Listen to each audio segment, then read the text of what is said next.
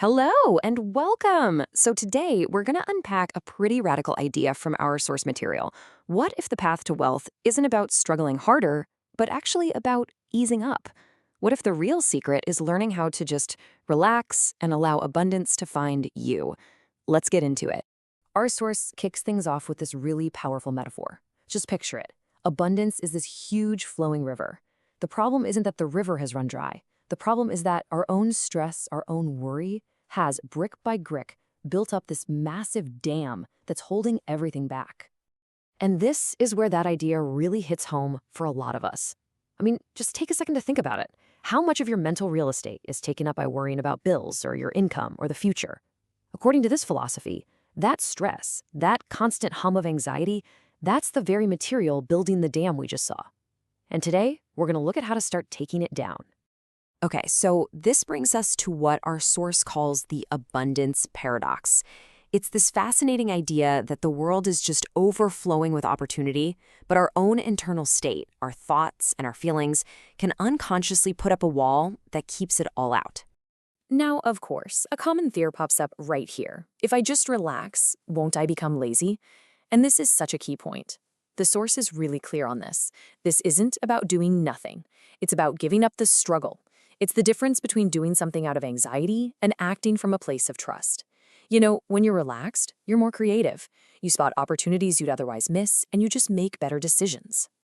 So how does this actually work? Well, the whole philosophy really hinges on one core principle: the incredible power of our thoughts to actively shape our reality. And this slide just explains it perfectly. We're essentially creating one of two realities with our mind. On the left, you've got thoughts like, I don't have enough, which literally build a world of scarcity. And on the right, thoughts like, wealth flows to me easily, start to create a completely different experience. So what's the mechanism here? The source suggests that our thoughts and feelings aren't just some passive background noise. Nope, they're an active signal, a vibration that we are constantly broadcasting. The universe then kind of acts like a mirror, reflecting that signal right back to us in the form of our reality. So the critical question becomes, what signal are you broadcasting?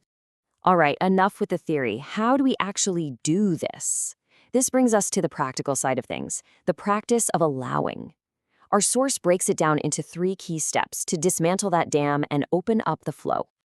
And here they are. Step 1, reprogram your mind. Step 2, cultivate gratitude. And step 3, act from inspiration, not desperation. Let's break each of these down. Step 1 is all about rewiring those deep-seated beliefs. The source suggests some simple but powerful tools. A few minutes of meditation each day to quietly mental chatter. And visualization. But here's the key. It's not just about picturing wealth. It's about feeling the joy and the relief as if it's already here. That's how you plant new seeds in your subconscious mind. Next up is gratitude, which the source describes as a powerful magnet. When you genuinely appreciate what you already have, your home, your skills, that morning cup of coffee, you're broadcasting a signal of abundance. You're basically telling the universe, thank you, I'm ready for more. It creates this beautiful, self-reinforcing cycle. And this slide illustrates the 3rd step perfectly. There is a world of difference between these 2 types of action. On the left, you've got forced action. It's driven by fear, and it feels like you're pushing a boulder uphill. On the right, you have inspired action. This comes from joy and intuition. It's that sudden great idea, that gut feeling to connect with someone. It feels easy and right because you're moving with the current, not against it. Finally, the source expands the definition of wealth. And it makes a crucial point. True prosperity is so much more than just the numbers in your bank account. It's about completely redefining what it means to be truly wealthy. This chart shows the source's holistic view of wealth. It's not just about money. True prosperity also means vibrant health, fulfilling relationships, and personal growth. The idea is that when you open the floodgates of abundance, it doesn't just trickle into your bank account. It nourishes every single part of your life. And this quote right here addresses a huge mental block for a lot of people: guilt. The fear that by having more, you're somehow taking from someone else. The source counters this with a powerful idea. The universe is infinitely abundant. Your success takes nothing from anyone. In fact, your prosperity gives you more resources to help others and contribute to the world. So, to wrap this all up, we'll leave you with this one thought. We've all been taught that struggle is the price of success. But what if that's only half the story? What if your real job isn't to hustle and grind, but to simply get out of your own way, relax, and allow the abundance that's already waiting for you to finally flow into your life?